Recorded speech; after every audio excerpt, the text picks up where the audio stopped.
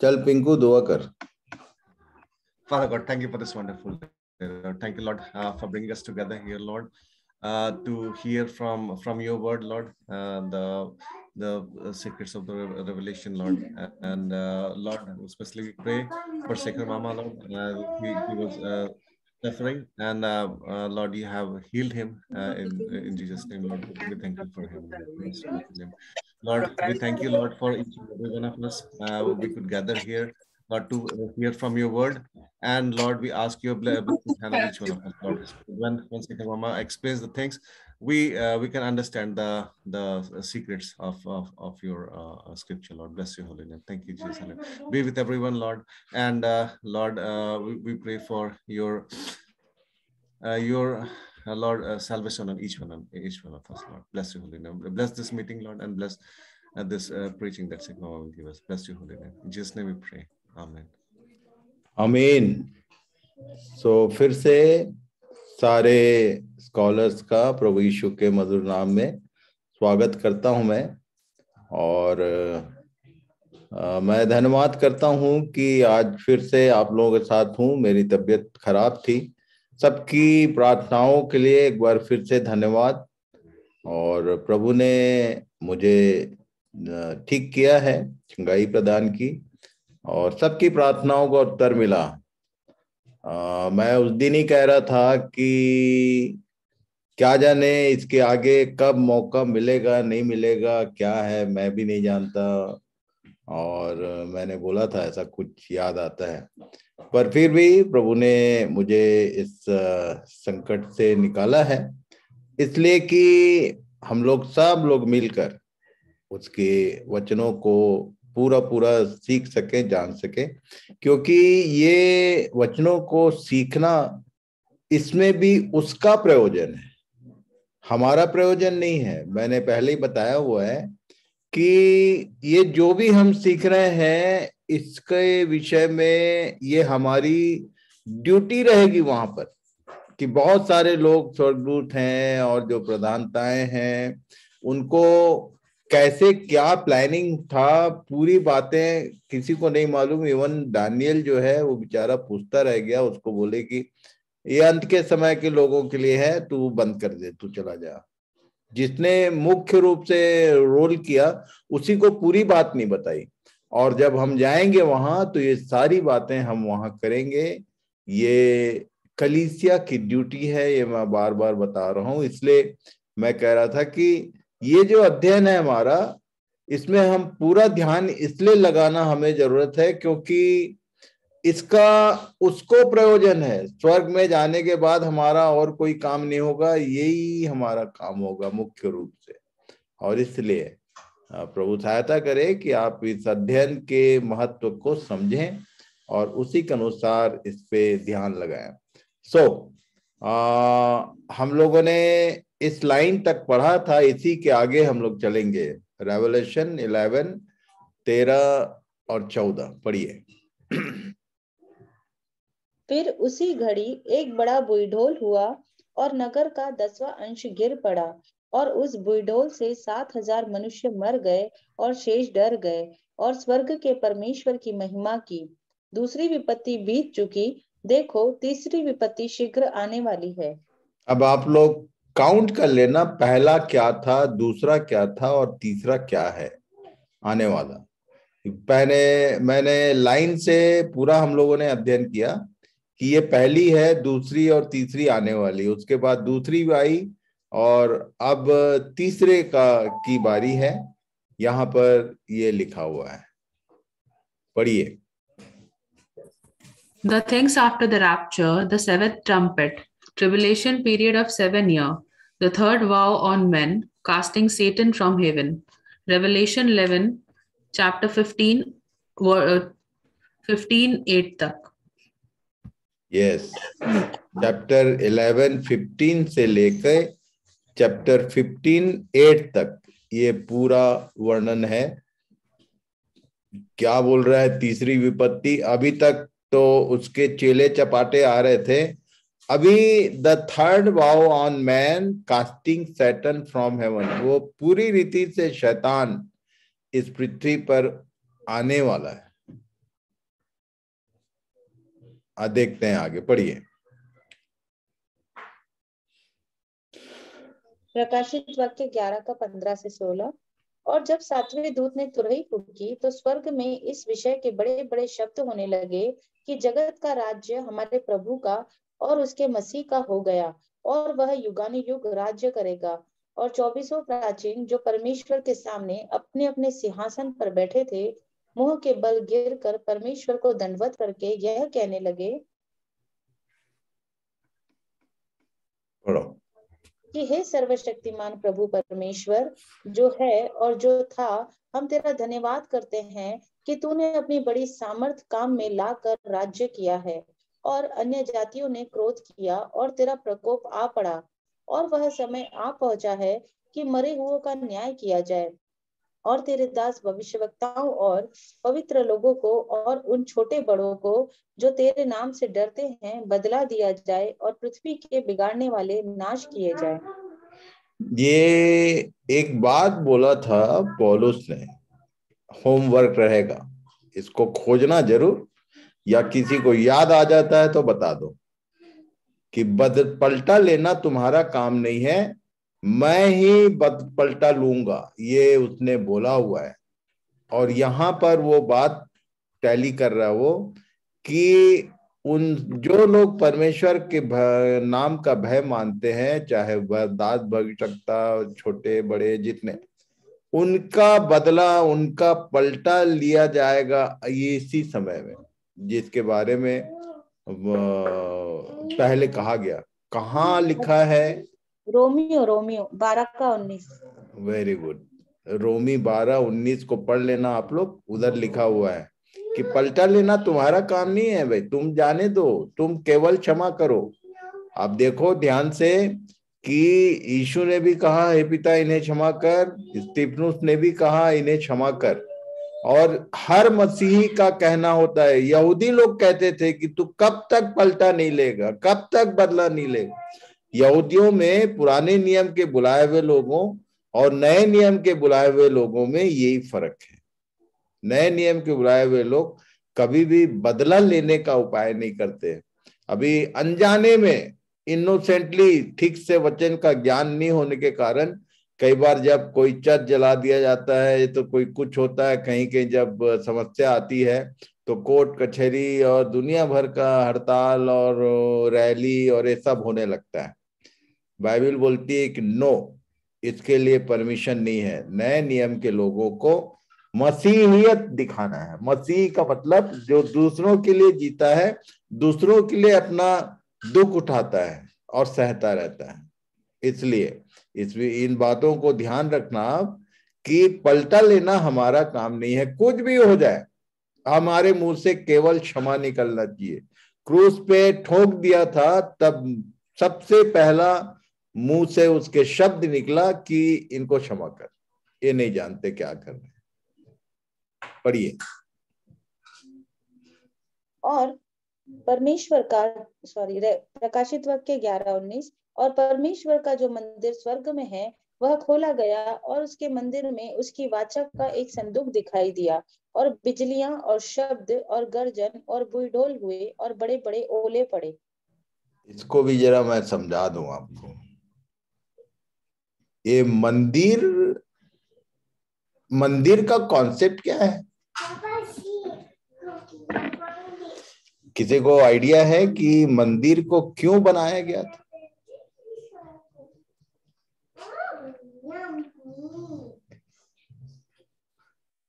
कोई एक आध जन बताइए। सुलेमान के समय जो बना था। ये मंदिर को बनाने का कॉन्सेप्ट क्या था, क्यों बनाया गया? क्योंकि परमेश्वर ने इनको तंबू बनाने बोला था। अब जरा ध्यान कीजिए। ताकि परमेश्वर की उपस्थिति साथ में हो।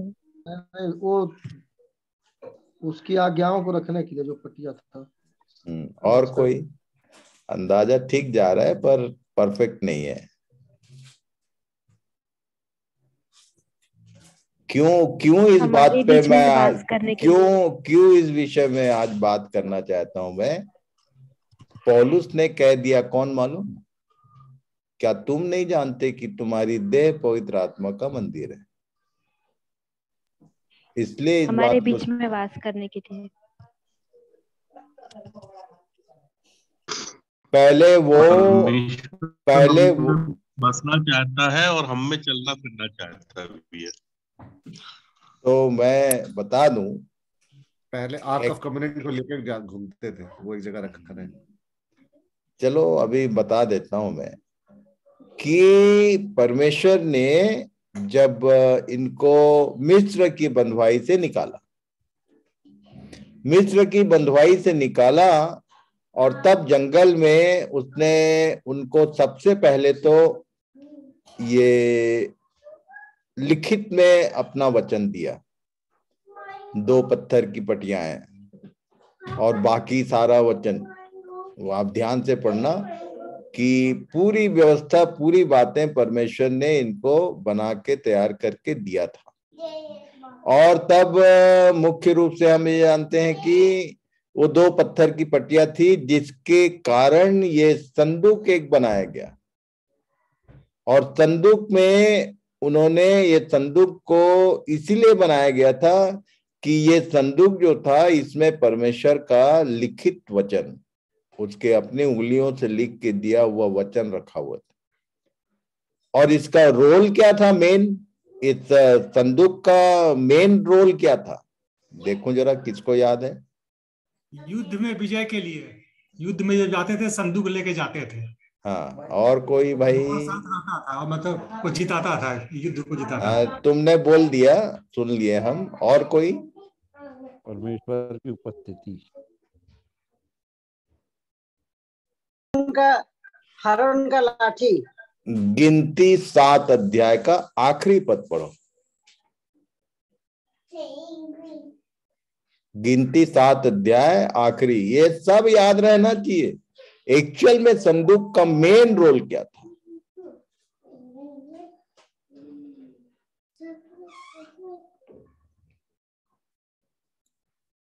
पढ़ो भाई कोई। जी दादा, लास्ट वाला ना 7 का। हाँ, 7 लास्ट वर्स। और जब मूसा यहोवा से बातें करने को मिलाप वाले तंबू में जब इन लोग को परमेश्वर से कोई बात करना रहता था, ये था मुख्य रोल। तो ये तंबू में जाते थे, तंबू में रखा हुआ था ये संदूक। ये तंबू जो है केवल संदूक के लिए बनाया गया था। और संदूक किसके लिए बनाया गया था? वो पत्थर की 2 पटियाओं के लिए। ये सब याद रहना चाहिए। ओके, संदूक बनाया गया था पत्थर की पटियाओं के लिए, और तंबू बनाया गया था इस संदूक को रखने के लिए। आगे क्या लिखा है? तब उसने प्रायश्चित के ढकने पर से जो साक्षी पत्र के संदूक के ऊपर था, हाँ, ये जो संदूक का जो ढक्कन है, ये खुला रहता था, बंद नहीं रहता था। आगे, दोनों करूबों के मध्य में से उसकी आवाज सुनी जो उससे बातें कर रहा था, और उसने यहोवा उससे बातें की। ये था मुख्य काम। इस संदूक जो है, उसके माध्यम से परमेश्वर इन लोगों से बातचीत करता था। मुख्य बात यह है, यदि 2 लोगों का आपस में कनेक्शन है, मैं कभी कभी समझाता हूं उसको, पति और पत्नी, ठीक है, पुराने नियम में भी पुराने नियम के लोगों को उसने पत्नी नाम दिया, बुलाए हुए लोगों को, और नए नियम में तो हम जानते ही हैं दुल्हन है। पति और पत्नी के बीच में 2 ठो गिनती यूज करता हूं मैं, 36 और 63। कभी कभी कुछ बात बिगड़ जाए तो 36 हो जाता है, एक का मुंह इधर एक का उधर, बोले अब बात नहीं करना, हटा। बात नहीं करना मतलब नो कनेक्टिविटी, नो कम्युनिकेशन। और 60, हाँ 36 का आंकड़ा, ये ठीक बोले। और 36 का आंकड़ा हो जाता है, और कभी कभी 63 हो जाता है, फिर सब सही चल गया। इसको याद रखना आप कि ये परमेश्वर का और हमारे साथ भी होता है। पहला शमूएल 3 अध्याय का 1 पद पढ़ लो भाई।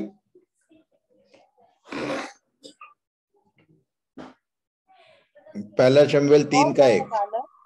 और वह बालक शमूएल एली के सामने यहोवा की सेवा टहल करता था, और उन दिनों में यहोवा का वचन दुर्लभ था और दर्शन कम मिलता था।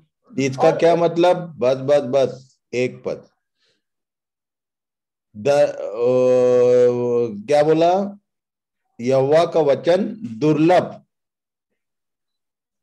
मैं पहले समझा चुका हूं कि दुर्लभ कैसे हो गया भाई। वहां तो वो संदूक के पास ही तो शमूएल लेटा था, दुर्लभ कैसे हो जाए? पर लिखा हुआ वचन है, पर परमेश्वर से कोई सुन नहीं रहा है, बात नहीं कर रहा है।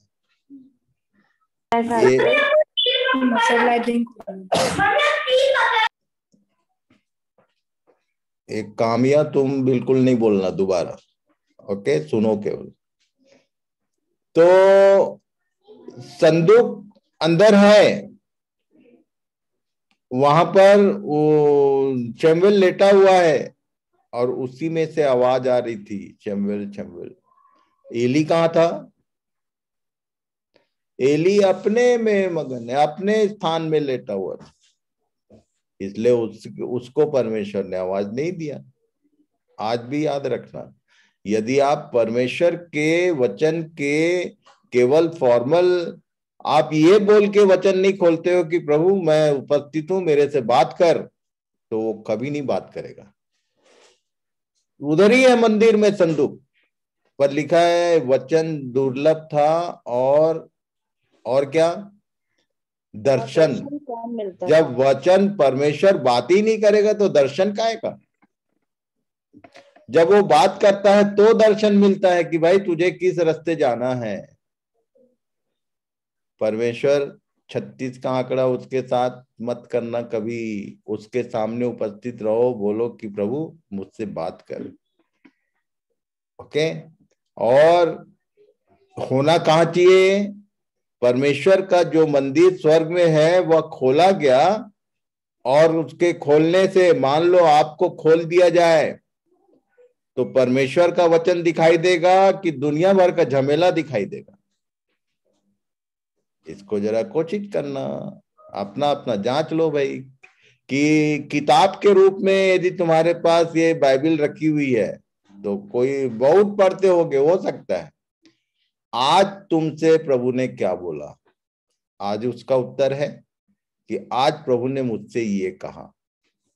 400 साल तक बाइबल में लिखा है, 400 साल तक परमेश्वर ने मलाकी की पुस्तक के बाद, नए नियम शुरू होने के पहले, बात करना बंद कर दिया था। ये ऐसे ही नहीं होता है। तो आप मलाकी की पुस्तक को पढ़ लेना कि उसमें रीजन क्या है, वो भी बताया हूं मैं कि क्या कारण था कि परमेश्वर ने इनसे बात करना बंद कर दिया था। कब परमेश्वर बात करना बंद करता है? इसलिए याद रखना, ये एली से परमेश्वर ने बात करना बंद कर दिया, उसका कारण लिख दिया हुआ है वहां। क्यों? क्योंकि तूने अपने बच्चों को, ऐसा लिखा है भाई, उसके बच्चे लुच्चे थे, लिखा है। बच्चों के कारण महायाजक से परमेश्वर ने बात करना बंद कर दिया, क्योंकि इसके बारे में लिखा है कि उसने उनको चिताया नहीं। तुम भी अपने बच्चों के विषय में क्या सोचते हो, क्या करते हो, परमेश्वर कभी बात नहीं करेगा, याद रखना। ये उसका नेचर है। जो तुम्हारे आसपास है, तुमने उनको अपनी तरफ से भरसक चिताया, समझाया। फिर बाइबल क्या बोलती है? इफिसी 6 का 4 पढ़ लो भाई।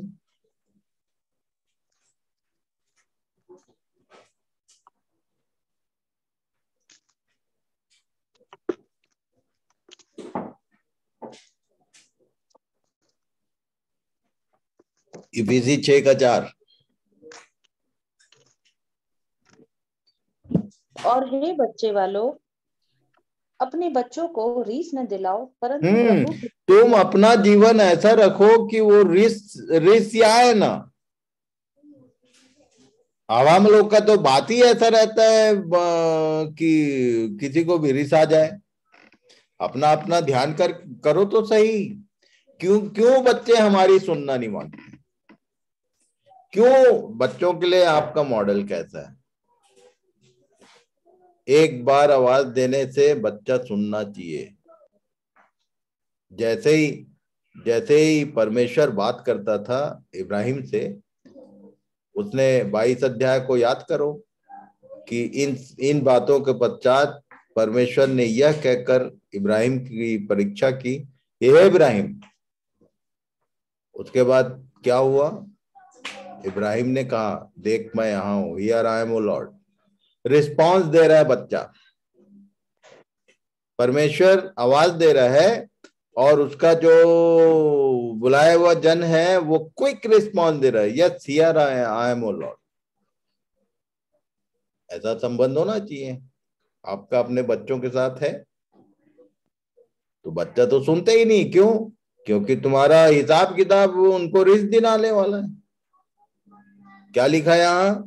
सबसे पहली बात है, बच्चे वालों, अपने बच्चों को रीस न दिलाओ। पहली बात रिस मत दिलाओ। पहली बात इसको अलर्ट कर, इसमें वो बनाओ कि कहीं तुम्हारा बच्चा तुम्हारी सुनने की बजाय तुम्हारे से रिस थोड़ी रिसिया थोड़ी जा रहा है। और आगे, परंतु प्रभु की शिक्षा और चेतावनी देते हुए उनका हाँ, बचपन से अभी तक कभी दिया नहीं। अब बोले कि जवान हो गया बच्चा तो अब बाइबल पढ़ाएंगे। भाई चलो बच्चों, काहे के लिए पढ़ेगा वो? बचपन से क्या किया? जब बच्चे पैदा हुए तब से क्या किया? ये मूसा को किसने बताया कि तू गुलाम है, तू राजकुमार नहीं है? किसने बताया? कोई बताएगा मुझे? उसकी माँ को माँ बताया। हाँ, उसकी बहन ने उसकी माँ को धाई के रूप में महल में पहुंचाया था। और पक्का है कि उसकी माँ ने ही उसको अप्रूव किया, क्योंकि वो गुलाम का जो कपड़ा उसके हाथ में था उसको दिखा के उसने बताया था कि बेटा तू यहाँ का नहीं है, मदर का काम। तू तू तू इजरायली है, तू मिस्री नहीं है। अब जितने पेरेंट्स है बच्चे वालों, तुम अपना अपना देख लो भाई। कि हम लोग तो उसमें काम चला देते हैं। कौन सा? कि बोले इतवार को बच्चों को बढ़िया नहला धुला के तैयार करके भेज दे संडे स्कूल, हमारा काम खत्म। और हम कहाँ गए? तो अक्सर मैं देखा हूं मसीही लोग, बड़े लोग इतवार को मछली मारने जाते हैं। बैठे हैं तालाब किनारे बंची लेके। इधर तुम मछली मारो, उधर शैतान तुम्हारे बच्चे को फंसाता है। यहाँ क्या लिखा भाई? वापस आ जाओ। परमेश्वर का जो मंदिर स्वर्ग में है वह खोला गया और उसके मंदिर में उसकी वाचा का संदूक दिखाई दिया। और शब्द और गर्जन और बुलडोल हुए और बड़े बड़े ओले पड़े। जब संदूक दिखाई देगा, संदूक जहां जहां जाता था तो धूम मचाता था। ये स्वर्ग में कुछ हो रहा है और पृथ्वी पर कुछ हो रहा है, इसको हमेशा याद रखना। पढ़ो भाई। Chapter 12. The sun-clothed women. इसमें हाँ पढ़ लो। Sun, moon, and stars symbolize the Israel. Genesis chapter 37, verse 11. Second, Israel is called a woman married to God as per Old Covenant. Isaiah 54, 1-6, Jeremiah 3, 1-14. Israel will flee from Antichrist in wilderness. Hosea 2, 14 to 23, Matthew 24, 15 to 22. Flight of Israel into Moab and Edom, Isaiah 16, 1 to 5. The protection of Israel until the tribulation, Isaiah 26, 20 to 21. इसलिए मैं बोलता हूँ यशायाह 34 का 16 को एक बार फिर याद कर लो भाई। ये जितनी बातें बोली हैं ये प्रोफेसीज थी जो 12 अध्याय में खुलने वाली है। ये पॉइंट्स है सारे, पढ़ो जरा।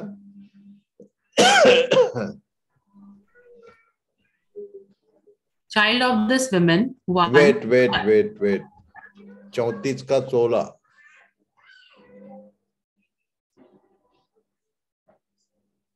यशायाह 34 का, हाँ, यहोवा की पुस्तक से ढूंढ कर पढ़ो, इनमें से एक भी बात बिना पूरा हुए न रहेगी। हाँ, इसी का ये प्रमाण है कि कोई भी बात बिना पूरा हुए नहीं रहेगी। कहाँ यशायाह, कहाँ यिर्मयाह, कहाँ जेनेसिस, सबको मिला के 12 अध्याय में ये सूर्य ओढ़े हुए एक स्त्री को दिखा रहा है।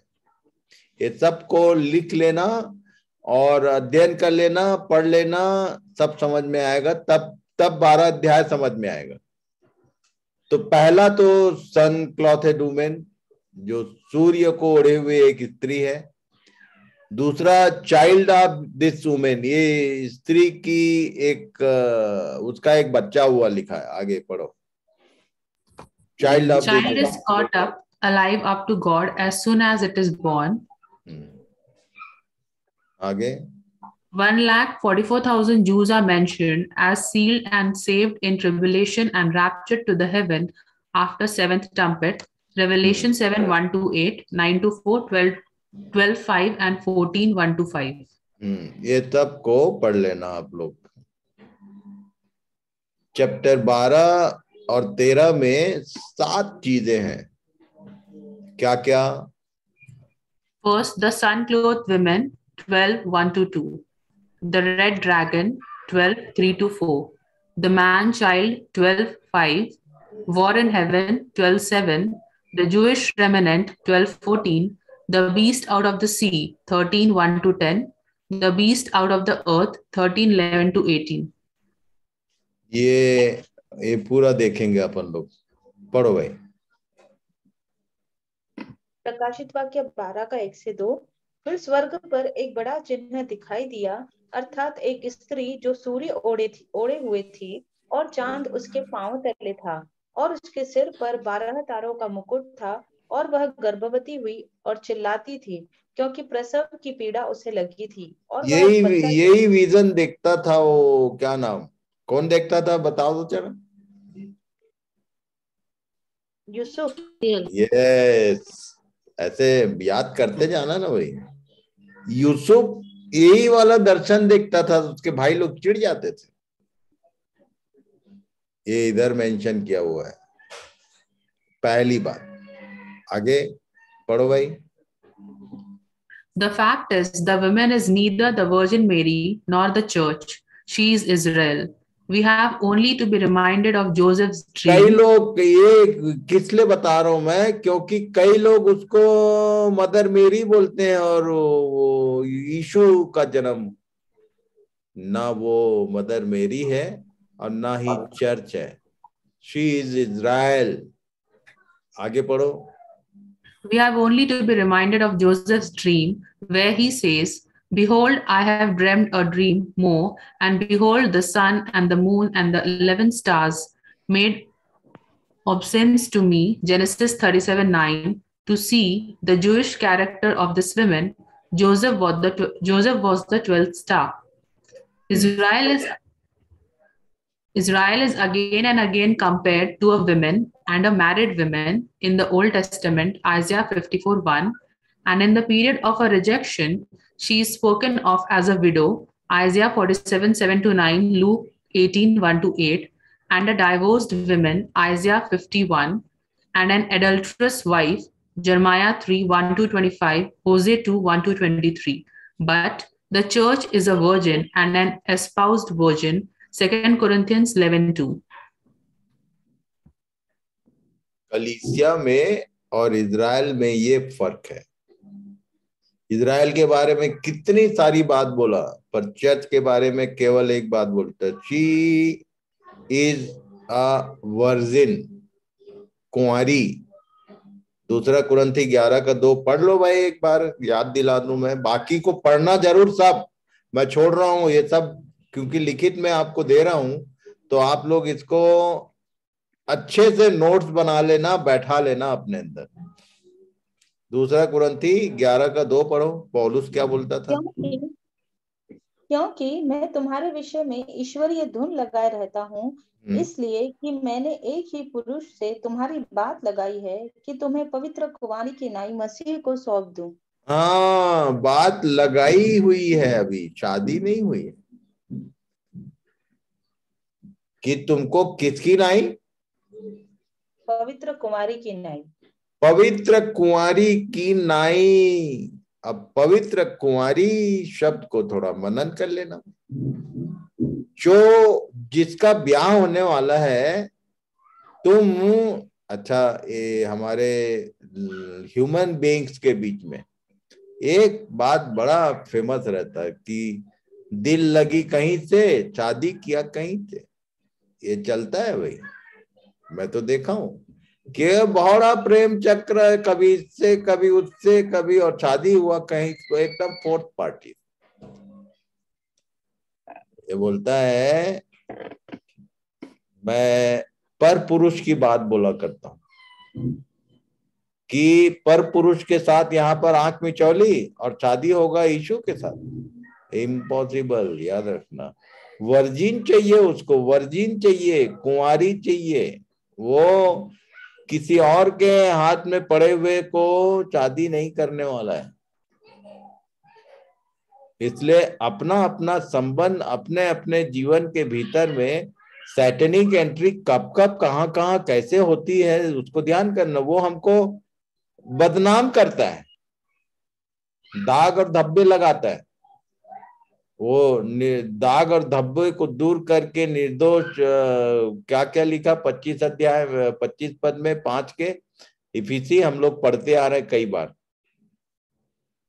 कि वो वचन के द्वारा हमको शुद्ध करके पवित्र करके स्नान करके क्या क्या करे, सब लिखा वहां, जिसमें न दाग न झुर्री। शैतान एक ही काम करता है कि अच्छा ठीक है, तेरा शादी होने वाला है ना, तेरे को दो दागदार बना दिया जाए, इतना पर्याप्त है। इसलिए इन बातों को ध्यान करना। पढ़ो भाई आगे। और एक और चिन्ह स्वर्ग पर दिखाई दिया, और देखो एक बड़ा लाल अजगर था, जिसके 7 सिर और 10 सींग थे, और उसके सिरों पर 7 राजमुकुट थे, और उसकी पूंछ ने आकाश के तारों की 1/3 को खींचकर पृथ्वी पर डाल दिया। और वह अजगर उस स्त्री के सामने जो जच्चा थी खड़ा हुआ, कि जब वह बच्चा जने तो उसके बच्चे को निगल जाए। दीपा आगे पढ़ो। Great red dragon, in verse 9, he is called the old serpent, the devil and Satan. His color is red, the color of blood, for he was a murderer from the beginning. John 8:44. Second, he has 7 heads and 10 horns, and upon his heads are 7 crowns. These are the emblems of the universality of his earthly dominion and typify the sevenfold perfection of his power. For he is the prince of the powers of the air and the prince of this world. Ephesians 6:12, John 12:31, 14:30, 16:11. ये सारे versus को पढ़ के और समझ लेना भाई। ये जो लाल अजगर है, ग्रेट रेड ड्रैगन, और उसके सिर में 7 हेड्स और 10 हॉर्न्स, और ये सब क्या है, इसको पढ़ लेना। उसमें जो मैंने वर्सेस दिया उसमें समझ में आएगा। और आगे पढ़ लो भाई। और वह बेटा जनी जो लोहे का दंड लिए हुए सब जातियों पर राज्य करने पर था, और उसका बच्चा एकाएक परमेश्वर के पास और उसके सिंहासन के पास उठकर पहुंचा दिया गया, और वह स्त्री उस जंगल को भाग गई जहाँ परमेश्वर की ओर से उसके लिए एक जगह तैयार की गई थी, और वहां वह 1260 दिन तक पाली जाए। ये सिटी ऑफ रिफ्यूज के विषय में मिलेगा आपको। पुराने नियम में शरण नगर बोलते थे।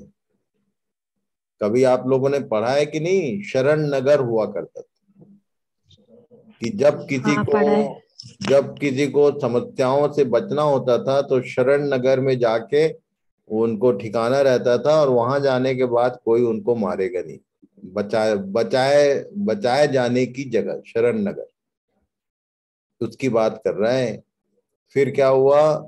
स्वर्ग पर लड़ाई हुई। फिर स्वर्ग पर लड़ाई हुई। मिकाएल और उसके स्वर्गदूत अजगर से लड़ने को निकले, और अजगर और उसके दूत उससे लड़े, परंतु प्रबल न हुए, और स्वर्ग में उनके लिए फिर जगह न रही। अभी मिकाएल और ये जो अजगर है, ये जो पुराना सांप जिसको शैतान बोलते हैं, कि मिकाएल को स्पेशल यहाँ पर पावर दिया गया है, क्योंकि मिकाएल लूसीफर से लड़ सकता नहीं था, क्योंकि पावर में उससे ऊपर था। यहूदा का 9 पद पढ़ लो एक बार। यहूदा की पत्री 9 पद। वहां कुछ और लिखा है, पर यहां आने के बाद यहां लिखा है कि अजगर और उसके दूत उससे लड़े, परंतु प्रबल ना हुए।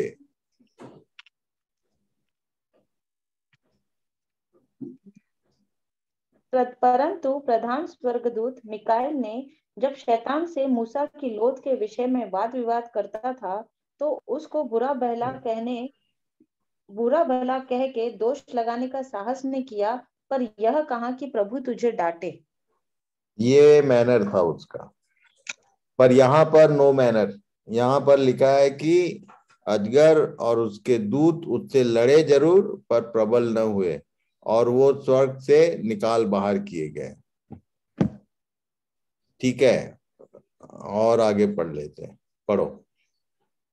और वह बड़ा अजगर अर्थात वही पुराना सांप जो इब्लीस और शैतान कहलाता है और सारे संसार का भरमाने वाला है, पृथ्वी पर गिरा दिया गया, और उसके दूत उसके साथ गिरा दिए गए। फिर मैंने स्वर्ग पर से यह बड़ा शब्द आते हुए सुना कि अब हमारे परमेश्वर का उद्धार और सामर्थ और राज्य और उसके मसीह का अधिकार प्रकट हुआ है, क्योंकि हमारे भाइयों पर दोष लगाने वाला, जो रात दिन हमारे परमेश्वर के सामने उन पर दोष लगाया करता था, गिरा दिया गया। ये क्या मतलब है भाई? यशायाह नबी की किताब में भी लिखा है कि वो गिरा दिया गया है, भोर के चमकने वाले तू क्यों कर गिरा दिया गया। ये दोबारा यहाँ कैसे गिरा दिया गया?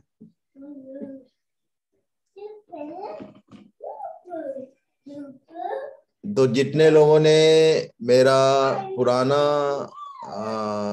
अध्ययन सुना है उनको मालूम होगा कि पहली बार जो गिराया जाना था वो लिटरली नहीं था, उसका पद हटाया गया।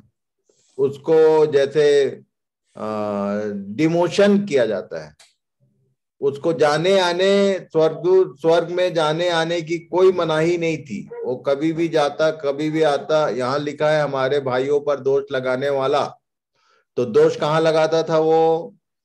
तो जकरिया 3 का 1 पद पढ़ के देखो। जकरिया 3 उसका 1। यहां आने के बाद इस 12 अध्याय में वो लिटरली गिराया जाएगा नीचे इस पृथ्वी पर, उसका ऊपर का रास्ता बंद। फिर उसने यहोशू महायाजक को यहोवा के दूत के सामने खड़ा हुआ मुझे दिखाया, और शैतान उसकी दाहिनी ओर उसका विरोध करने को खड़ा था। ऐसा खड़ा होता था वो। लिखा है अय्यूब की पत्री में, अय्यूब की पुस्तक में, कि परमेश्वर उसके पुत्र उपस्थित हुए और शैतान भी उनके बीच में आया, और वो उसका एक सूत्री कार्यक्रम। परमेश्वर ने पूछा कि तूने मेरे दास को देखा? तो इसका एक ही काम रहता था, दोष लगाना। वही तो बिना कारण के तेरा भय मानता है क्या? तूने उसके चारों ओर लगाया है बाड़ा, इसलिए मानता है। ये तब तक वहां जाता आता था। अभी यहाँ 12 अध्याय में पृथ्वी पर गिरा दिया गया। वहां यशायाह में यदि आप देखोगे तो तू क्यों कर गिर पड़ा ऐसा लिखा है, पृथ्वी पर गिरा दिया गया नहीं लिखा है। पर यहाँ पर ये बोल रहा है कि पृथ्वी पर गिरा दिया गया वो और उसके दूत। आगे चलते हैं, पढ़िए। और वे मेमने के लहू के कारण और अपनी गवाही के वचन के कारण उस पर जयवंत हुए, और उन्होंने अपने प्राणों को प्रिय न जाना, यहाँ तक कि मृत्यु भी सह ली। इस कारण हे स्वर्गों और उनमें के रहने वालों मगन हो, हे पृथ्वी और समुद्र तुम पर हाय, क्योंकि शैतान बड़े क्रोध के साथ तुम्हारे पास उतर आया है, क्योंकि जानता है कि उसका थोड़ा ही समय बाकी है। बस ये बोल रहा है कि अब ये पूरी फुल फ्लैश वो अपने एक्शन में आएगा पृथ्वी पर, क्योंकि नीचे उतर आया है, क्योंकि जानता है कि थोड़ा ही समय उसका बाकी है। और तब आगे क्या हुआ, क्या क्या होने वाला है, सब देख लेते। पढ़िए। और जब अजगर ने देखा कि मैं पृथ्वी पर गिरा दिया गया हूँ, तो उस स्त्री को जो बेटा जनी थी सताया, और उस स्त्री को बड़े उकाब के 2 पंख दिए गए कि सांप के सामने से उड़कर जंगल में उस जगह पहुंच जाए जहां वह एक समय और समयों और आधे समय तक पाली जाए। ये एक समय, समयों और आधे समय का मतलब क्या है भाई? ये कुछ नहीं, 3.5 काल, 3.5 साल। इंग्लिश में भी देख लेना तो समझ में आएगा। ओके, 3.5 साल तक, मतलब आगे वाले समयों में ये जो इजराइल के जो बाकी लोग रहेंगे, वो जितनों के जो माथे पे चिन्ह दिया गया वो तो चले गए, रैप्चर हो गया, तो बच्चा उठा लिया गया। और जो बाकी लोग रह जाएंगे वो एक सुरक्षित जगह पे पहुंचाई गई है।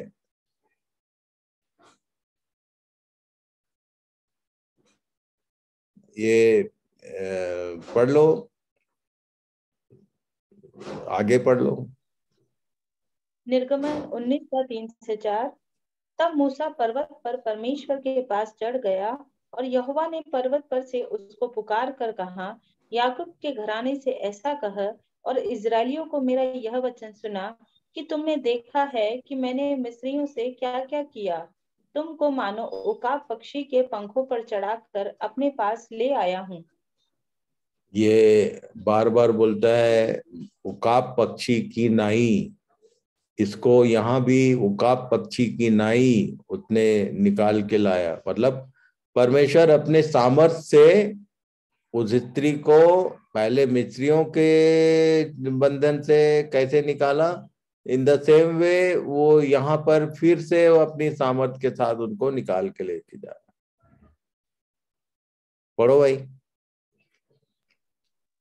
और सांप ने उस स्त्री के पीछे अपने मुंह से नदी की नाई पानी बहाया कि उसे इस नदी में बहा दे, परंतु पृथ्वी ने उस स्त्री की सहायता की और अपना मुंह खोलकर उस नदी को जो अजगर ने अपने मुंह से बहाई थी पी लिया। और अजगर स्त्री पर क्रोधित हुआ और उसकी शेष संतान से, जो परमेश्वर की आज्ञाओं को मानते और यीशु की गवाही देने पर स्थिर है, लड़ने को गया, और वह समुद्र के बालू पर जा खड़ा हुआ। अब इसको भी थोड़ा समझ लिया जाए। सांप ने उस स्त्री के पीछे अपने मुंह से नदी की नाई पानी बहाया। बाइबिल खासकर ये प्रकाशित वाक्य में पानी किसको बोलती है? परमेश्वर का वचन मनुष्य को, भीड़ को, मनुष्यों की भीड़ को उसके पीछे भेजा। पर पृथ्वी ने उस स्त्री की सहायता की और अपना मुंह खोलकर नदी को जो अजगर ने मुंह से बहाई थी पी लिया। ये और कब हुआ था? जब इस पृथ्वी ने कुछ लोगों को निगल लिया। देखे जरा, याद है क्या? इसराइली जब मिस्र में जा रहे थे, अंदाजन अंदाजन गोली मत मारो। कब कहां पर ये जमीन फट गई? लाल समुद्र पार कर रहे थे तो पीछे जो मिस्री है, अरे उनको तो समुद्र में डुबाया। After the calf was made. कोरा के समय ले दे के याद आया। कोरा का मचाया हुआ उधम, उसमें मूसा ने बोला कि जितने इनके पास से हो सब अलग हो जाओ। और तब इनके बारे में आगे लिखा है कोरा और दातान, क्या बोलते हैं, कोरा और इनका मचाया हुआ वो कि केवल केवल तुम ही लोग हो क्या? तो उस समय में जंगल में लिखा है कि भूमि फट गई और इनको जीते जी उसने निगल लिया। Same thing is going to do, इधर होने वाला है। ओके, अजगर स्त्री पर क्रोधित हुआ, उसकी शेष संतान से जो परमेश्वर की आज्ञाओं को मानते और यीशु की गवाही देने पर स्थिर लड़ने को गया, और वह समुद्र के बालू पर जा खड़ा हुआ। आगे देखते हैं, पढ़ो भाई। और मैंने एक पशु को समुद्र में से निकलते हुए देखा, जिसके 10 सींग और 7 सिर थे। उसके सींगों पर 10 राजमुकुट और उसके सिरों पर परमेश्वर की निंदा के नाम लिखे हुए थे। और जो पशु मैंने देखा वह चीते की नाई था, और उसके पांव भालू के से और मुंह सिंह का सा था। और उस स्त्री ने अपनी और उस अजगर ने अपनी सामर्थ और अपना सिंहासन और बड़ा अधिकार उसे दे दिया। ये दानियल की किताब को याद कीजिए तो सब समझ में आएगा कि मैंने एक पशु मतलब एक राजा को समुद्र में से निकलते देखा, जिसके 10 सींग और 10 सींगों पर 10 मुकुट और सिरों पर परमेश्वर की निंदा के नाम लिखे हुए। और जो पशु मैंने देखा वह चीता की नाई और पांव भालू के से, मतलब वो जितने पुराने जो क्या बोलना चाहिए, जिन्होंने इजराइल पर राज किया, वो सारे गुणों से भरा हुआ एक पशु दिखाई दे रहा है। चीते की नाई मतलब चीता किसको बोला था? देखो जरा, किसी को याद है क्या? चीता कौन? रोमन साम्राज्य। इससे मुझको समझ में आता है कि कितना कौन कौन लोग रिवीजन कर रहे हैं। चीता कौन था? यूनान को बोला था सर। यूनान, सिकंदर महान। ये पांव भालू, भालू बोलने से ये सब याद रहना चाहिए। सिंह किसको बोला था?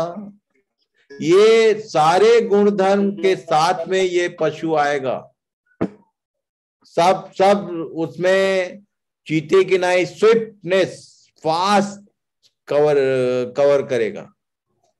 पांव भालू के नाई मांस बहुत खाएगा, ऐसा लिखा कि ऊंट मांस और बहुत मांस खा। पढ़ ले, पूरा पुराना याद करो तब ना ये सब समझ में आएगा। अभी पूरा ABCD बच्चे लोग जैसा नहीं बताऊंगा, ये सबको जोड़ते जाना पुराने जो अध्ययन किए उसके साथ। ओके, अजगर ने अपनी सारी सामर्थ, अपना सिंहासन और बड़ा अधिकार इसको दिया। The full power of Satan, ये इसके साथ आएगा। फिर आगे पढ़ो। और मैंने उसके सिरों में से एक पर ऐसा भारी घाव लगा देखा, मानो वह मरने पर है। फिर उसका प्राण घातक घाव अच्छा हो गया और सारी पृथ्वी के लोग उस पशु के पीछे पीछे अचंभा करते हुए चले और उन्होंने अजगर की पूजा की, क्योंकि उसने पशु को अपना अधिकार दे दिया था, और यह कहकर पशु की पूजा की कि इस पशु के समान कौन है। This is called the beast. अजगर कौन है और ये पशु कौन है? तो अजगर शैतान है और ये पशु कौन है? तो ये एंटी क्राइस्ट। अभी आगे देखते हैं, पढ़ लेते हैं, पहले पढ़ो। कौन उससे लड़ सकता है? और बड़े बोल बोलने और निंदा करने के लिए उसे एक मुंह दिया गया और उसे 42 महीने तक काम करने का अधिकार दिया गया, और उसने परमेश्वर की निंदा करने के लिए मुंह खोला कि उसके नाम और उसके तंबू अर्थात स्वर्ग के रहने वालों की निंदा करे। ये केवल उसके विरोध में बात करेगा, उसके विरोध में बात करेगा और उसके विरोध में लोगों को भड़काएगा। वो आगे पढ़ लो।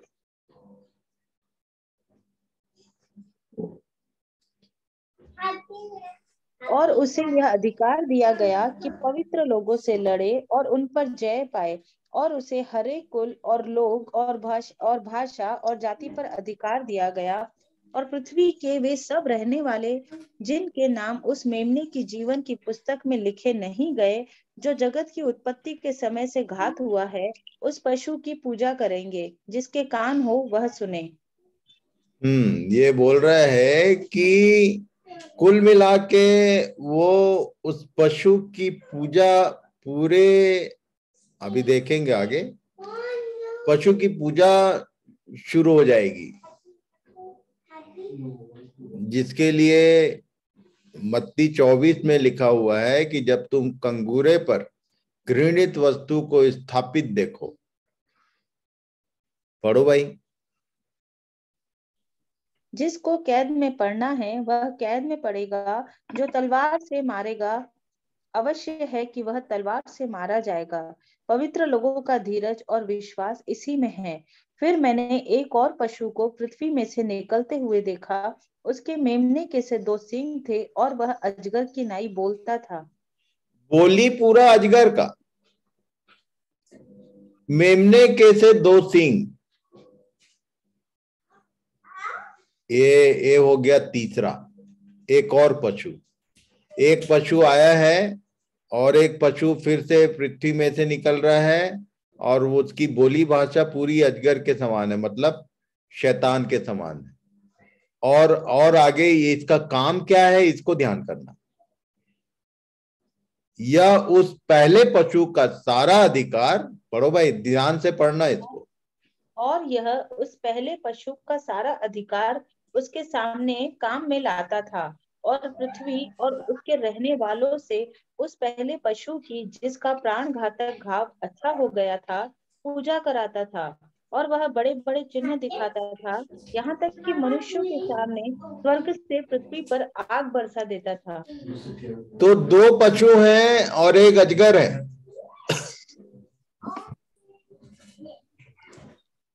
अजगर बोलने से शैतान, पहला पशु बोलने से एंटी क्राइस्ट, और ये जो बाद में पशु आया है जो उस पशु की पूजा कराता था, ये फॉल्स प्रॉफिट, दुष्ट आत्मा जिसको बोलते हैं। ट्रिनिटी ऑफ सैटन का ये तीनों पार्ट है। जैसे हम लोग पिता पुत्र पवित्र आत्मा बोलते हैं, वैसे ही शैतान का पितृत्व है, fatherhood of Satan, then sonship of Saturn, and then spirit, evil spirit of Saturn। वो पूरी रीति से अपने को परमेश्वर का त्रिएकत्व प्रकट करने का कोशिश कर रहा है। पढ़ो भाई। This second beast has a name. He is called the false prophet 3 times. Revelation 16:13, 19:20, 20:10. इसको पढ़ लेना, मैं पूरी बात नहीं बता रहा हूँ भाई, पढ़ना अपना। वैसे भी मेरी तबीयत थोड़ी गोल हो रही है, पर इसको पढ़ना सब, तभी समझ में आएगा। जो जो वर्सेस मैं दे रहा हूं उसको पढ़ लेना। The second beast has a name, is called the false prophet. Okay, पढ़ो आगे। Twice he is associated with the first beast, Antichrist, and once with the dragon, Satan, and the first beast. The fact that he is called the false prophet is proof that he is not the Antichrist. Jesus had a foreview of him when he said, "There shall arise false Christs and false prophets, and shall show great signs and wonders, and it is possible they shall deceive the very elect." Okay,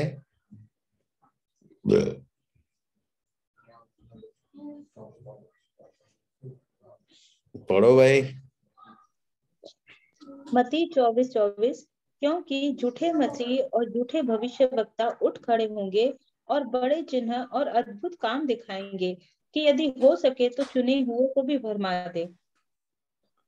तो झूठा मसीह और झूठा भविष्यवक्ता, this is called antichrist and false prophet, ये खड़े होंगे। आदमी नहीं होगा वो, उसने जो बोला था, और वो बड़े बड़े चिन्ह और अद्भुत काम दिखाएंगे, यदि हो सके तो चुने हुए, जितने जो पुराने नियम के चुने हुए लोग अभी भी इधर बाकी हैं, जो 1,44,000 में नहीं गए, वो सब लोगों को धोखा ही देने वाले हैं। ओके, पढ़ो भाई। प्रकाशित वाक्य 13:14-15, और उन चिन्हों के कारण जिन्हें उस पशु के सामने दिखाने का अधिकार उसे दिया गया था, वह पृथ्वी के रहने वालों को इस प्रकार भरमाता था कि पृथ्वी के रहने वालों से कहता था कि जिस पशु के तलवार लगी थी वह जी गया है, उसकी मूरत बनाओ, और उसे उस पशु की मूरत में प्राण डालने का अधिकार दिया गया कि पशु की मूरत बोलने लगे, और जितने लोग उस पशु की मूरत की पूजा न करे उन्हें मरवा डाले।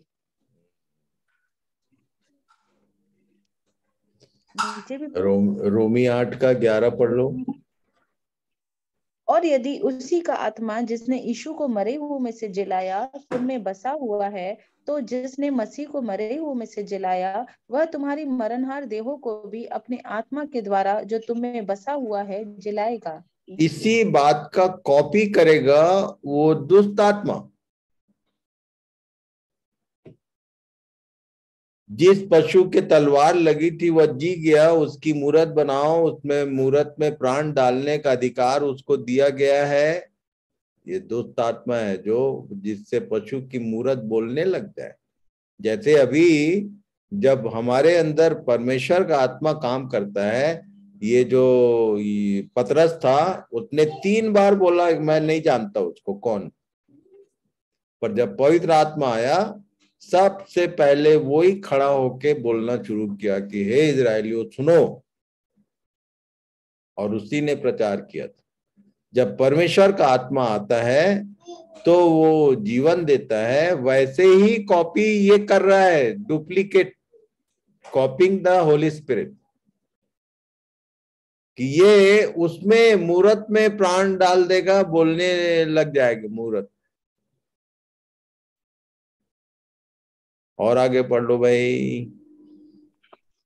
और उसने छोटे बड़े धनी कंगाल स्वतंत्र दास सबके दाहिने हाथ या उनके माथे पर एक एक छाप करा दी कि उसको छोड़ जिस पर छाप अर्थात उस पशु का नाम या उसके नाम का अंक हो कोई लेन देन न कर सके।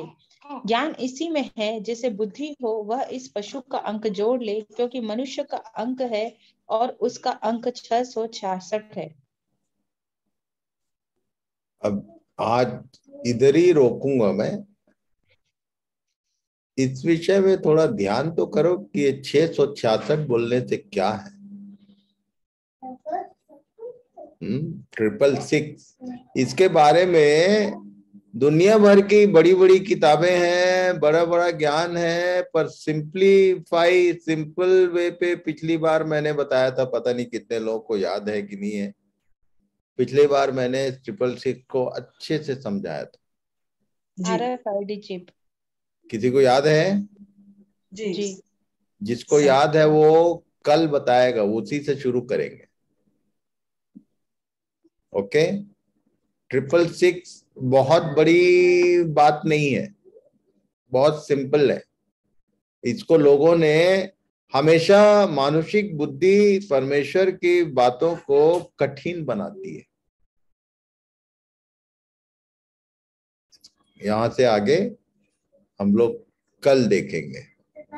तो प्रभु का धन्यवाद हो कि उसने मुझे बल दिया कि आज की क्लास कर सकूं मैं। आप लोग अपना नोट निकाल के खोज के रखना, ये 666 क्या है, एंड देखूं कि कौन बताएगा। अभी बताऊं क्या बाबा? आए अभी बताऊं क्या? अभी मत बताओ, कल बताना, क्योंकि अभी बताओगे जल्दी में और कुछ उल्टा पुल्टा बता दिए तो डांट खाओगे। एक बार फिर से ठीक से खोज लिए रहना, क्योंकि एकदम इजी वे पे समझाया हुआ है। Okay, so God bless you all, thank you very much. और आज के दिन एक बार फिर से आप लोगों से निवेदन है कि वीकनेस बहुत ज्यादा है मेरे को, प्रार्थना करिए कि तुरंत प्रभु पूरा बल दे और ये किताब पूरी कर सके हम, फिर आगे देखेंगे। तो एनी हाउ, प्रभु साहब को आशीष दे, थैंक यू वेरी मच। आज के दिन उत्तम, चलो तुम ही प्रार्थना कर लो भाई।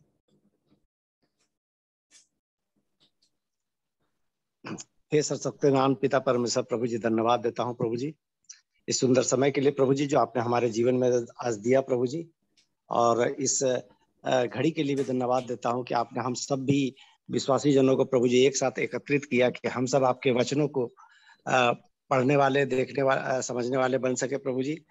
और प्रार्थना करता हूँ प्रभु जी आपके दास के लिए प्रभु जी कि आपने उन्हें शक्ति दिया, सामर्थ्य दिया कि वो आपके वचन को हमारे बीच में बांट सके प्रभु जी। उनकी तबीयत विगत 2-3 दिनों से खराब चल रही है प्रभु जी, और ऐसी स्थिति में प्रभु जी उन्होंने आपके बहुमूल्य वचनों को हमारे बीच में रखा, इसके लिए धन्यवाद देता हूँ प्रभु जी। उनकी सुधि लीजिए प्रभु जी, उन्हें स्वस्थ कीजिए और बिल्कुल निरोग कीजिए प्रभु जी, ताकि वो हमारे बीच में अपने आपके वचन को, इस भेद भरी बातों को हमारे बीच में रखने पाए प्रभु जी आगे भी। और हम सब प्रभु जी इस अज्ञानता से निकल सके प्रभु जी, जिस प्रकार से लगातार आपके वचन में बने रहने के कारण प्रभु जी ये सारे लोग प्रभु जी आज वचन के प्रकाश में आ गए हैं प्रभु जी, से धन्यवाद देता हूँ प्रभु जी।